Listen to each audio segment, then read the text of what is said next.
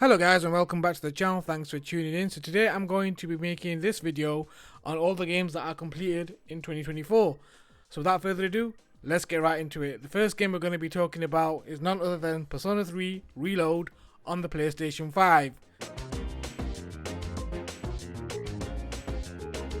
Now this game's captivating story, unique blend of social simulation and dungeon crawling, and the engaging characters kept me hooked right from the very start all the way to the finish line. Now this game took me around 55 hours to complete, and I'm not gonna lie, I enjoyed every single moment.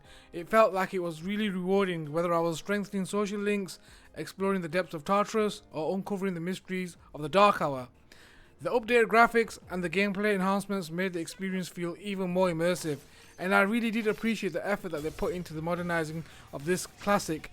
It was a memorable journey that I would highly recommend for everyone. Honestly, this is a game that you really need to play if you haven't played it. If you've never played a Persona game, this one's a good one to start off with. My favorite Persona game is Persona 4 Golden, and that was out on the PS Vita, I believe. Yeah, the PS Vita. So I can't wait for a remake for that. That'll be fantastic. But this is no slouch. Like I said, I spent a lot of hours in it, and it was a ton of fun.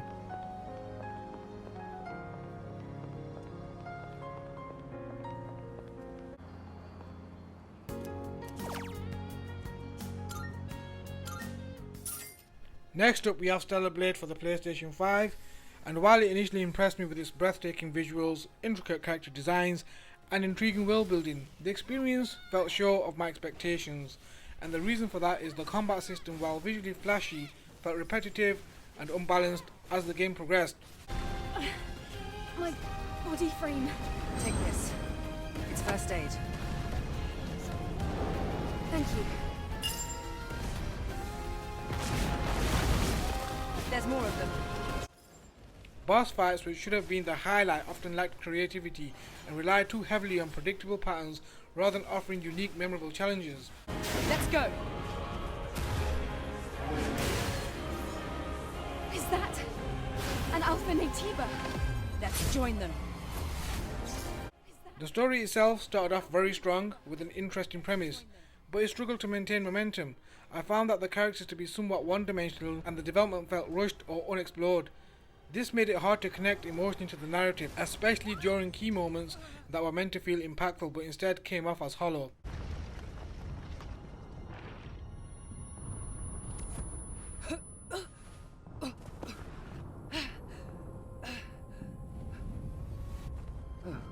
My God.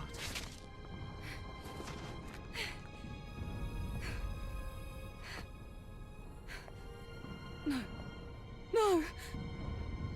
Even the exploration, while visually stunning, felt constrained by overly linear level design. The environments looked grand, but it didn't encourage much curiosity, as most paths led to the same repetitive encounters or uninspired objectives. By the midway point, I find myself just going through the motions, hoping for something to break the monotony.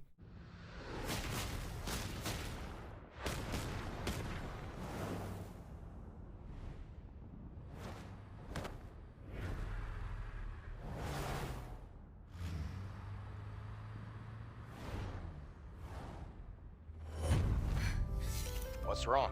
In the end, while Stellar Blade has undeniable polish and strong production values, it lacked the depth and variety needed to make the experience truly engaging.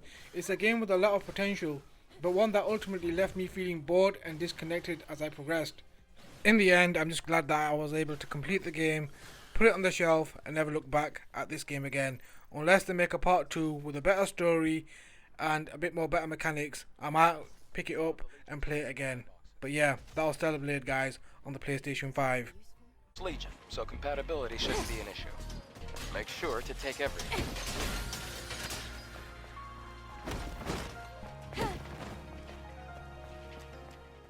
Next up, we have Spider-Man Miles Morales, again on the PlayStation 5. This game was visually stunning, and it's an amazing experience showcasing the power of the next-gen console with its ray tracing reflections, detailed environments, and incredible fluid animations.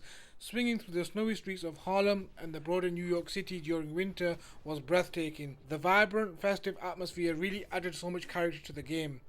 Miles himself is such a relatable and compelling protagonist. His journey of growth from a rookie hero finding his place to someone capable of carrying the weight of responsibility was really heartfelt and inspiring to myself. The game did an excellent job of highlighting his cultural roots and personal struggles, which made him stand out as a unique and authentic Spider-Man, in my humble opinion. Groundbreaking new tech for Wall Street and jobs for the locals. Look, we faced a terrible tragedy with last year's Devil's. The combat itself was another highlight, with Miles' venom powers and invisibility adding exciting new layers to the gameplay. Chaining together those combos and unleashing those electrifying attacks made every fight dynamic and satisfying. The missions were engaging, and the boss battles, like the confrontations with the Tinkerer and Rhino, were thrilling and really well designed. Although in my humble opinion the story was a little shorter than expected, it was tightly paced and emotionally impactful. The relationships Miles had with his family and friends, and even his enemies, felt genuine, well developed, giving the narrative depth and heart.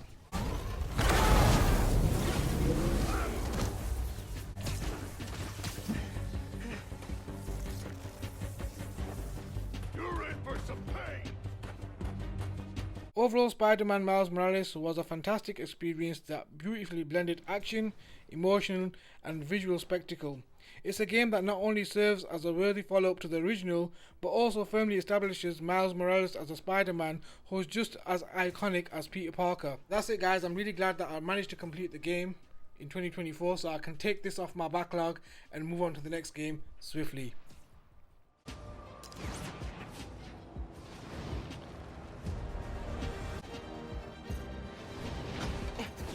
Next up, we have Super Mario Bros. Wonder. This game was very vibrant, full of creativity, with a lot of exciting new surprises thanks to the Wonder Flowers. The new power-ups like Elephant Mario were fun to use. Now, it added a lot of variety to the actual gameplay itself. I loved how it was balanced with classic Mario gameplay with a fresh twist, with innovative mechanics making every moment enjoyable.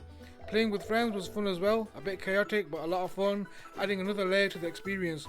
Overall, it was a delightful and memorable Mario game that kept me smiling the whole way through, all the way to the end, and it's one that I would totally recommend you guys pick up and play if you haven't played it already, and it's another game that I managed to complete in 2024. Moving on swiftly to the next one.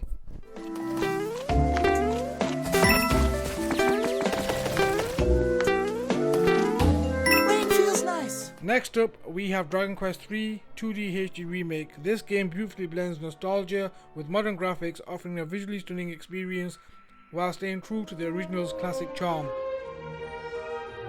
Change thoughts on the... It appears I was correct. That I will need to be stronger to be up to the task, no matter how. These updated 2D HD graphics really brought the world of Alefgard to life, with vibrant environments and detailed character designs that felt fresh but still familiar. What really stood out to me was the balance between preserving the core elements of the original and also adding new quality of life features like updated menus and streamlined navigation, which made the game much more accessible. The addition of the 2D HD visuals gave a new dimension to the world, making exploration more enjoyable than ever before. Also, the only gripe that I have with this game is the random battle encounters really did my nut in. Every time I wanted to explore the actual environment, you'd pop into a random battle. I wish you could have turned off all encounters just to be able to explore, because I got to a point where I was overly maxed out, stat wise, level wise and all that kind of stuff. But in the end, I enjoyed it, I completed the game, and I'm glad that's off my actual backlog.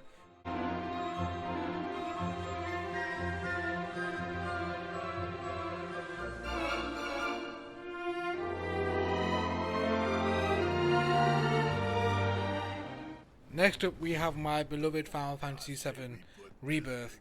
Now, I wish this game would have won Game of the Year, but it didn't, but at least it was nominated. Anyhow, I absolutely loved Final Fantasy VII Rebirth. This game was stunning and a beautiful continuation of the Final Fantasy VII story, taking everything that made the original remake great and elevating it to a whole new level. The world felt even more expansive, with detailed immersive environments that made exploration a real highlight. Whether navigating through blistering cities or serene landscapes, every location was visually breathtaking, and the attention to detail in the world design added a new layer of immersion.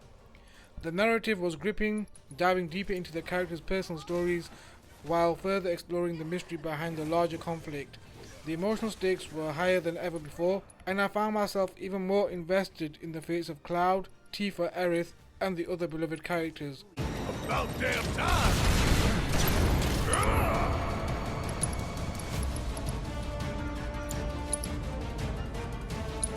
You got this!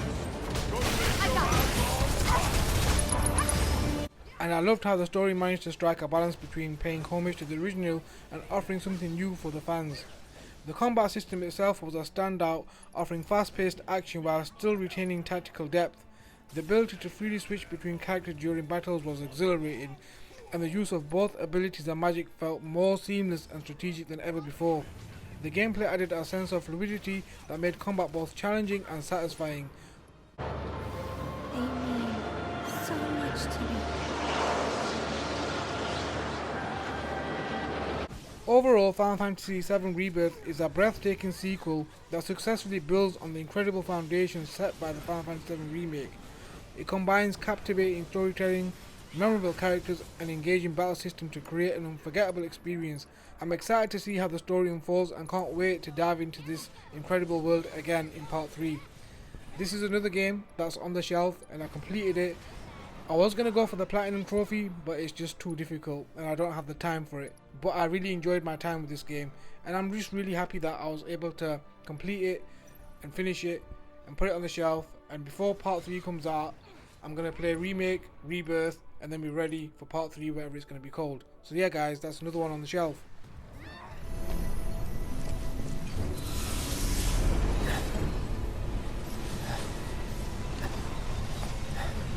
Zack?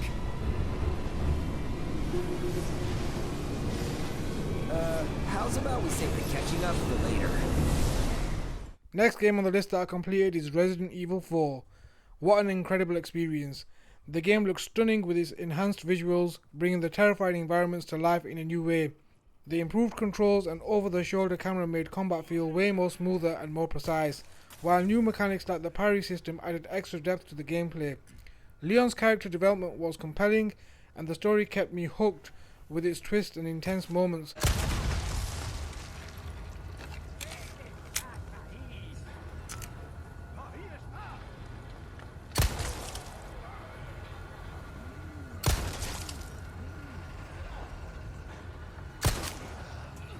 The boss battles and the enemy designs were memorable, and the pacing struck a perfect balance between action and horror. Overall, Resident Evil 4 exceeded my expectation and is a must play for both new and old fans.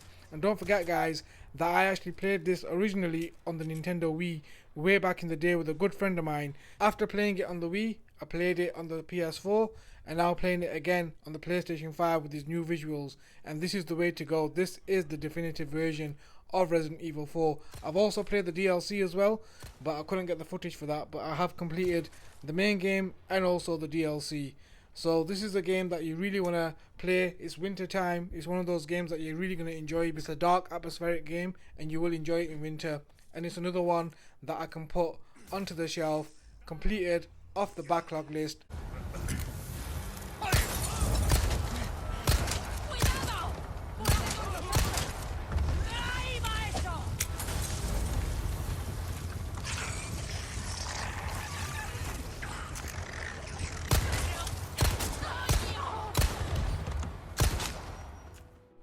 Last game on the list then guys, Final Fantasy VII Reunion. As a fan of the original Crisis Core game, this remaster brought a new level of polish and excitement to the experience.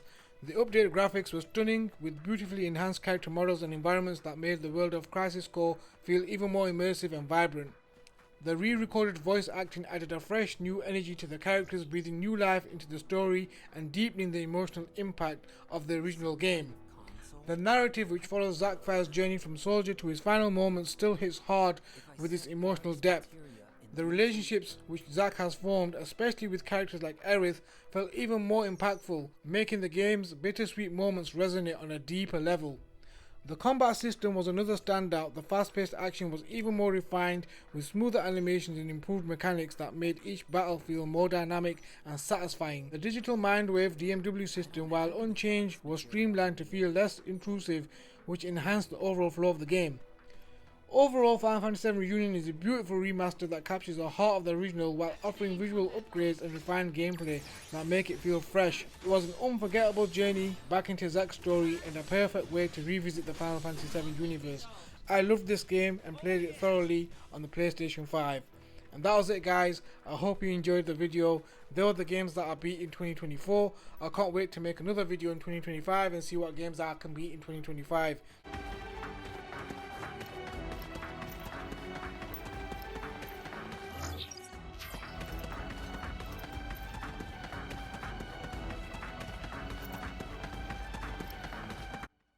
Here's another video in the playlist which you can check out.